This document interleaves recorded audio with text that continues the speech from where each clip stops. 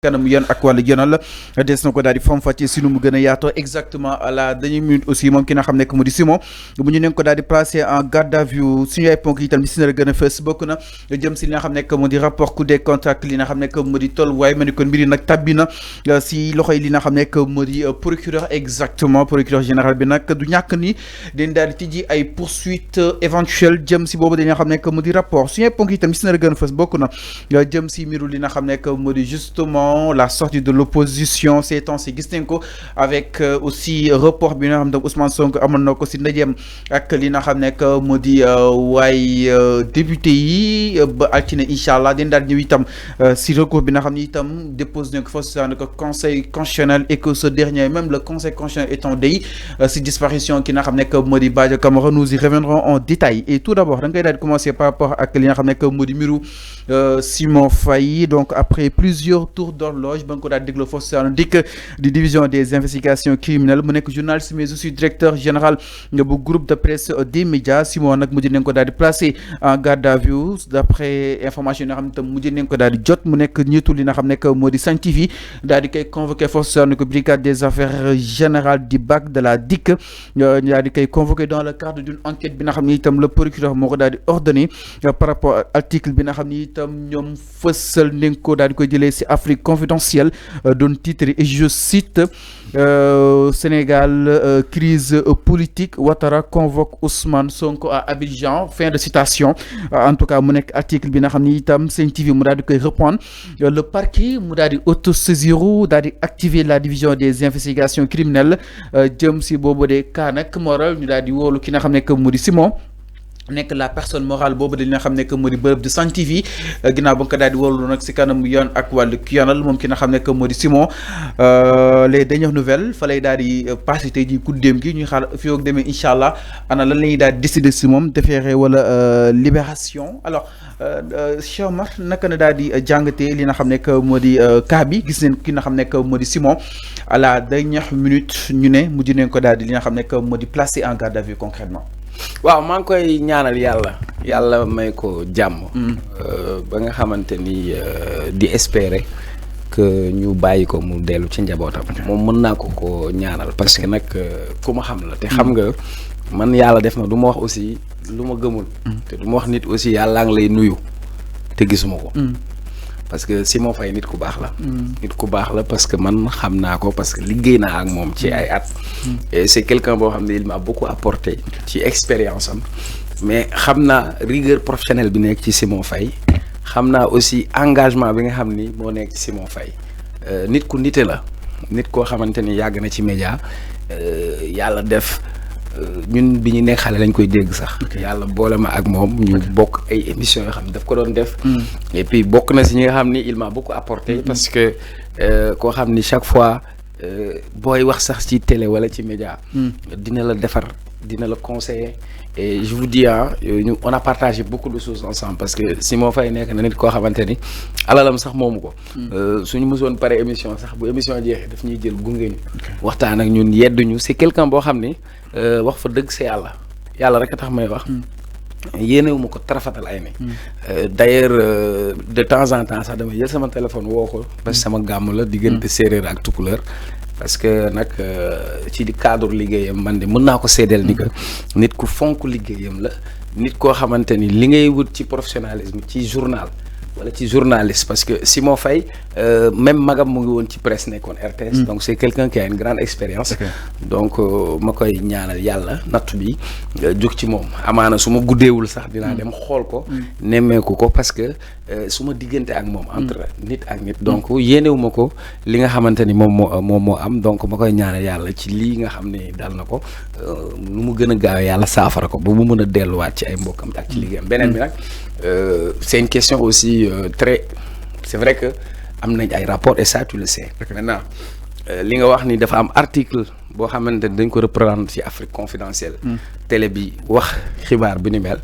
xam nga tamit dafa am loo xam ni responsabilité bi nga xamante ni moom la amee moom mooy ki nga xam ni moom mooy le rédacteur en chef donc en quelque sorte même bu fekkee moom waxu ko wala génneewu ko te moom mu yore responsabilité télé bi amaana loolu moo tax ñu woo ko mais man xam naa ni moom c'est quelqu'un boo xamante ni nit kuy fonk liggéeyam la nit koo xam ni mën na liggéey maintenant nag on va laisser li nga xamante ni moom mooy ci topp pour la suite mais di ko ñaanal yàlla nag vraiment yéenewu ma ko dara te yéenewu ma ko kenn rawatina Simon Faye bi nga xamante ni pendant des années dañu am rapport yu rafet man ak moom donc nag li mu guddi la sax mais bu guddiwul woon nii maa nga ca wetam donc parce que pour des relations yi ma am ak moom te mu won ma jikko yu rafet nag alors Cheikh Omar de plus en plus Afrique confidentielle li nga xam ne itam dafay daal di génnee duguleet ñuy gis ni ñu woolu benn li nga xam ne que moo di journaliste yi daal di koy jëlee si Afrique confidentielle tout le temps mi ngi bind aussi di dal li nga xam ne que moo di si Sénégal concrètement alors suñu taxawee tuuti si li nga xam ne que moo di publication yi Afrique confidentielle yi ana ba jàng si daal di def. oui mais ce n'est pas la première fois yaa ko waxal sa bopp. la dernière fois Afrique confidentielle am na article boo xam ne bindoon na ko am taskati xibaar yi ko reprendre. ñu woo taskati xibaar yooyu. Afrique confidentielle bind qu'est-ce que ça signifie. journal boobu fu mu nekk neewul Sénégal. bitim réew la nekk France. lan moo làqatu ci ginnaaw journal boobu ba nga xamante ni moom saa yu jógee mu ngi xool lu muy teg ci deru état au Sénégal donc il faut s'interroger parce que presse boo gis dafa am ligne éditoriale. maanaam lan mooy objectif de communication Afrique confidentielle qu'est-ce qui se cache derrière Afrique confidentielle. beneen bi même beneen journal bi Jeune Afrique am benn crédibilité waxuma ko j'aime pas di toog di tudd ay nit Cheikh Yérim Seck du fa la nekkoon man waxuma ko Dadis Camara moo toog Dadis Camara dégg nga ko wala dégg nga ko mu ne ce Sénégalais là Cheikh Yérim Seck dafay ñëwoon pour bu ko dóor pour ne ko dama lay bindal pour si Jeune Afrique nga am tour récemment j'ai entendu ki nekk fii nu mu tudd Burkina gente bi mu ne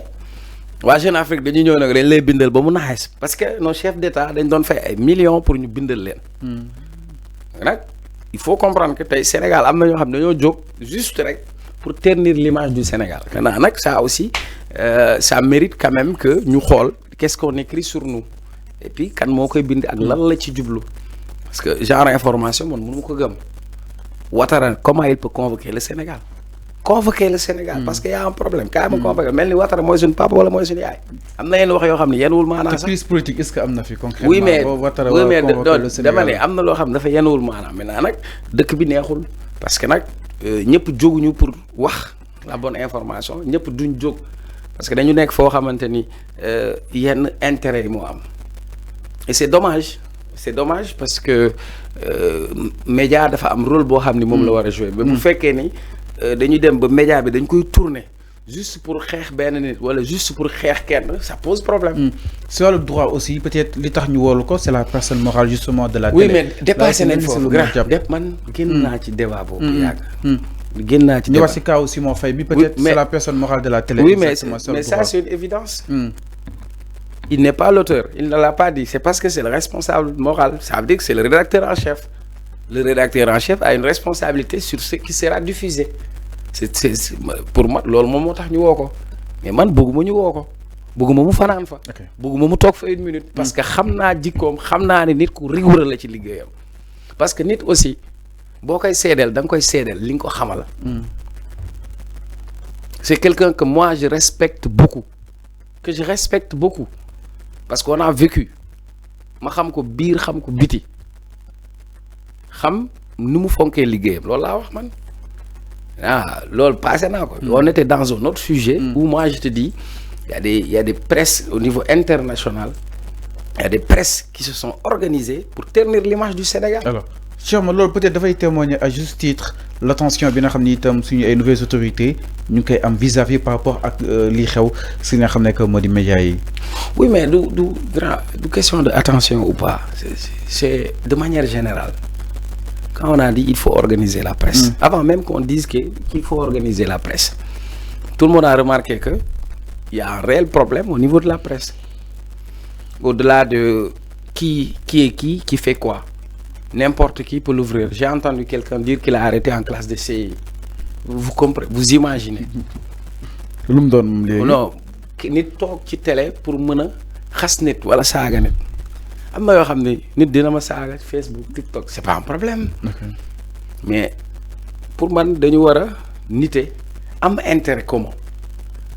ñëpp mënuñu bokk gis-gis. ñëpp mënuñu bokk xalaat mais ñoo bokk réew mi xam nga bi ma fi tuddee Cheikh Yérim président ñu bind Cheikh Omar tacle Cheikh Yérim parce que am na ay questions yoo xam ne moi je pardonne personne. crise u Casamance bi man balaa may judd ba tey guerru Casamance ma ngi am. mais nan nga mën a bindee lu jëm ci loolu loo xam ne luy xajamal processus de paix lay nduróo. donc finalement il faut Iblis lay doon quoi. je veux pas m'épancher sur ce sujet parce que pour des raisons personnelles avec tout ce qui me lie à Simon Faye. Mais au-delà de la personne de Simon Faye, aujourd'hui c'est une question de responsabilité dans la presse, surtout dans le groupe des médias. Tu as vu récemment Fat Abdou a démissionné. C'est une sœur nga xam ni def na fa fukki at ak juróom man ma xam ko naw ko parce que daje nañ université Cheikh Anta Diop fac droit mu nekk koo xam suma xarit la nekk jàmbaar ci liggéeyam. Comprenez mais lan nga gis bi muy commencé ay dóor waar la nekkee woon di wane ay sénégalais pour wane que c'est possible de rester au Sénégal tekkee Sénégal c'est possible d'avoir des métiers c'est possible de s'en sortir mais am na sax benn position boo xam boo koy am sax